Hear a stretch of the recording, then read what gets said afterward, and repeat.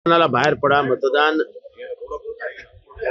हा तुमच्या हातात डॉक्टर बाबासाहेब आंबेडकरांनी दिलेलं शस्त्र आहे. त्या शस्त्राचा वापर झाला पाहिजे. त्याच्याने लोकशाही मजबूत होते आणि लोकशाही मजबूत करण्यासाठी प्रत्येक माणसाने मतदान करावं. तुमचा सर्वात मोठा अधिकार आहे. कुठल्याही अधिकारापेक्षा मतदानाचा अधिकार हा सर्वात मोठा आहे. सर, आतापर्यंत महाराष्ट्रामध्ये 18% मतदान झालेलं आहे. हा टक्का वाढवण्यासाठी मतदारांनी कसं सक्रिय झालं पाहिजे? एक तर मतदार याद्या कधी सुधारतात, आपल्याला अजून किती वर्ष लागतील, हा माझा प्रश्न आहे.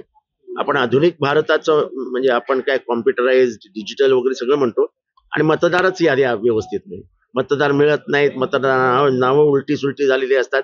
इलेक्शन कमिशनला का म्हणजे का म्हणून ते सुधारत नाही मला काय कळत. सर, एकीकडे प्रचार संपलेला आहे, म्हणजे प्रचार दरम्यान अनिल देशमुखांवरती हल्ला असेल, पुन्हा तावड्यांच्या कालचं प्रकरण असेल, एकंदरीतच सत्तेचा भयंकर माज आलाय. भयंकर माज.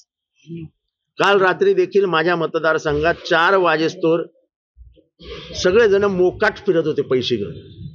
मोकाट अर्थात मीही फार काय अडवायला गेलो नाही, पण म्हणजे हे काय चालू आहे?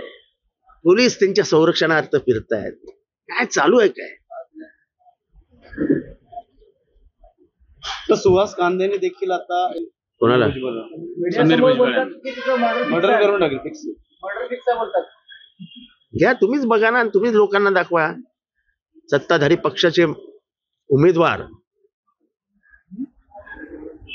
शिवसेनेचे, सत्ताधारी पक्षाच्या उमेदवार शिवसेनेचे हे जर डायरेक्ट खुनाच धमकी देत असतील तर आता आम्ही जॅकेट बिकेट घालूनच फिरलेलं बरं आहे. आता महाराष्ट्रात एक हेल्मेट, एक जॅकेट. सर, अनेक ठिकाणी पैसे जप्त होत आहेत. काल तुझा नालासोपाऱ्याला अनेक काही रक्कम आमच्या इथे रक्कम जप्त झाली. जप्त केलेल्या रकमेतला पोरगा पकडला गेला आणि नंतर त्याला सोडण्यात आलं. काही बोलण्यात अर्थ नाहीये. इतकं वाईट प्रशासकीय. विनोद तावडेंचं नाव चर्चेत होतं कालच्या. विनोद तावडे त्याच्यात इन्व्हॉल्ड आहे. काही होणार नाही, पण काहीही होणार नाही. तर ज्याप्रमाणे विनोद तावडेंचं कालचं प्रकरण पाहिलं, आज सकाळी सुप्रिया सुळेंवरती देखील आरोप केले गेले बिटकॉइन संदर्भात. बिटकॉइन संबंधातले आरोप हे अत्यंत हीन घाणेरड्या पातळीवरचे आरोप आहेत. मी तुमचा आवाज आर्टिफिशियल इंटेलिजन्स वापरून आत्ता काढू शकतो. आता नवीन पोरांना, नवीन जनरेशनला आर्टिफिशियल इंटेलिजन्सचं नॉलेज आहे. आर्टिफिशियल इंटेलिजन्स वापरून कोणाचंही मॉर्फिंग करता येतं, काहीही दाखवता येतं.